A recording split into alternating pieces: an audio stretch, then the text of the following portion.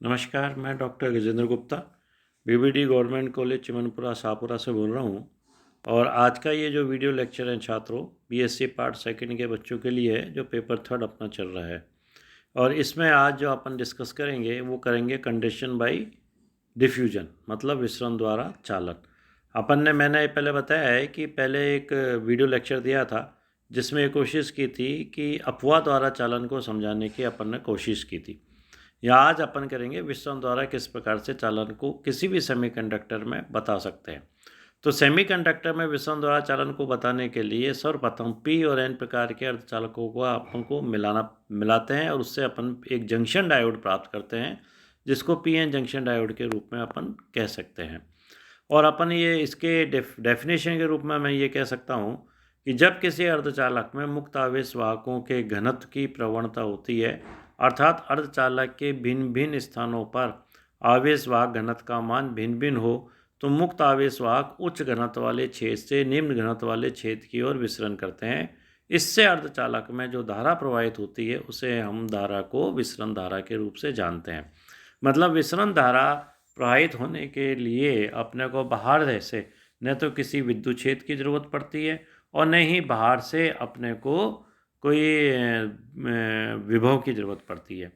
यहाँ छात्रों चित्र एक जो आप ध्यान से देखो, इसमें एन प्रकार का और पी प्रकार का अपन ने यहाँ पे दो अर्धचालक लिए हैं, एन और पी प्रकार के। और ये जो एन और पी प्रकार के अर्धचालक हैं इन दोनों को आपस में मिलाया है और मिलाने पे अपने को एक अक्षय परत मिलती है जिसको अपन x1 x2 के बीच में बन रही है उसको डिफाइन कर रहे हैं। एन प्रकार के अर्धचालक से इलेक्ट्रॉन पी प्रकार की तरफ जाते हैं और पी प्रकार से एन की तरफ चलते हैं और एक बीच में एक अक्षय परत ये बनाते हैं जहाँ ये अपने को प्राप्त हो रही है x1 और x2 के बीच में। इससे बारे में अपन ये भी कह सकते हैं, इनको मैंने कुछ पॉइंट्स के रूप में यहाँ डिफाइन करने की कोशिश की है।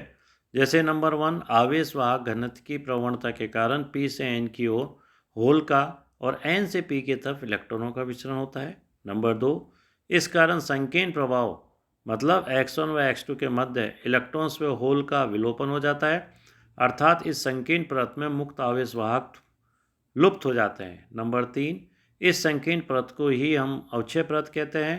P की तरफ का तल ऋणावेशी तथा N की तरफ का तल धनावेशी हो जाता है। इस वजह से अवक्षय परत पर एक विद्युत क्षेत्र उत्पन्न हो जाता है। नंबर 4, उत्पन्न होने वाला विद्युत क्षेत्र के कारण आवेश वाहकों पर बल F=Q कार्य करता है जो कि विसरण की दिशा के विपरीत होता है, जिससे कुछ समय में विसरण रुक जाता है। नंबर 5, अब यदि बाहरी विद्युत क्षेत्र अग्र पश्च अभिनति लगाने पर अपवाह प्रवाह प्रारंभ हो जाता है, परंतु यहाँ पर हम केवल विसरण प्रवाह का ही विश्लेषण करेंगे। इसके लिए होलों के एक निश्चित दिशा x में प्रवाह पर हम विचार करते हैं। ठीक है। नंबर 6, माना कि किसी निर्देश तंत्र x जिस पर कि होल घनत्व p है, दोनों तरफ डेल्टा x दूरी पर दो तल हैं और इस दूरी को तल तय करने में समय जो लगता है वो डेल्टा t के द्वारा बताया जा सकता है। यहाँ मैंने इसको बताने की कोशिश की है। और यहाँ एक ग्राफ खींचा है जहाँ ग्राफ x में और इसकी सांताओं में खींचा गया है। ठीक है। और इसमें x से x प्लस डेल्टा x तक जो प्रवणता बताई है वो p plus del p upon del x into delta x, और जो पहले है उसमें माइनस आ गया है।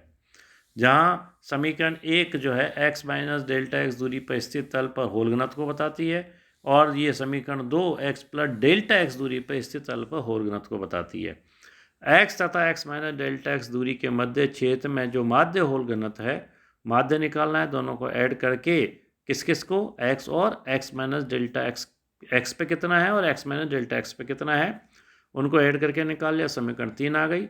इसी प्रकार से x और x प्लस डेल्टा x के दोनों के पर जितना होल घनत्व है उनको ऐड किया और 2 का भाग दे दिया, तो समीकरण अपने पास 4 अपने को प्राप्त हो गई। इसी यदि अनुप्रस्थ काट का क्षेत्रफल हम एकांक लें 1, तो उस अवस्था में हम होल संख्या का मान निकाल सकते हैं जो कि समीकरण 5 के द्वारा बताई जा सकती है। छात्रों, यादृच्छिक गति के कारण प्लस x और माइनस x दोनों दिशाओं में इन होलों की गति की जो प्रायिकता जो होती है वो समान होती है। अतः तल x को वही होल पार करेंगे जिनका कि वेग प्लस x दिशा में होता है। डेल्टा टी समय में तल x को पार कर दाईं ओर जाने वाले होलों की संख्या को हम समीकरण 6 के द्वारा बता सकते हैं। और एकांक समय के लिए निकालना हो तो अपन इसमें डेल्टा टी का भाग देंगे और delta x upon delta T जो है वो v बन जाता है, जो कि वेलोसिटी को बताता है, जो कि समीकरण 7 के द्वारा अपन ने यहाँ पे डिफाइन की गई है। इसी प्रकार निर्देश तल x के बाईं तरफ -x दिशा में विचरण करने वाले होलों की संख्या जो प्रति सेकंड प्रति एकांक क्षेत्रफल में बताई जाएगी वो समीकरण 8 के द्वारा बता रहे हैं। लेफ्ट हैंड में जा रही है इसलिए PL लिख दिया।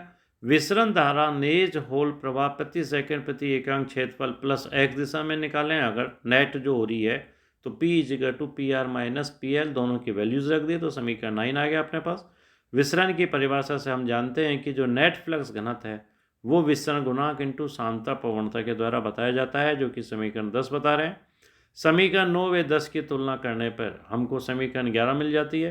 होल धारा घनत्व, होल धारा प्रति एकांक क्षेत्रफल अगर अपन निकालें तो वो अपन समीकरण 10 से प्लस होल का आवेश लगाएं तो अपने को समीकरण 12 मिलती है।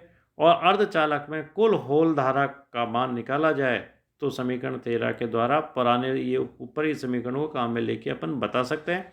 इसी प्रकार अर्धचालक में कुल इलेक्ट्रॉन धारा का मान निकाल सकते हैं, जो कि समीकरण 14 के द्वारा बताई गई है। और आइंस्टीन के अनुसार अपन ये जानते हैं कि ये समीकरण 15 के द्वारा DH/μH, जहाँ K जो है बोल्ट्जमैन कांस्टेंट है जिसकी वैल्यू बताई गई है। तो इस तरह अपन ये देखें कि ये जो विसरण के द्वारा जो धारा प्रवाह हो रहा है वो अपन ने देखा, और अपवाह के द्वारा भी धारा प्रवाह होने वाले को अपन ने देखा, और कुल धारा प्रवाह को अपन ने निकाला है समीकरण 13 और 14 के द्वारा। और इन धारा प्रवाह को, ये धारा जो होल धारा घनत्व का जो मान निकाला है, ये अपन PN संधि डायोड के समीकरण को निकालने में इनकी मदद लेंगे या इन इक्वेशन को अपन काम में लेंगे।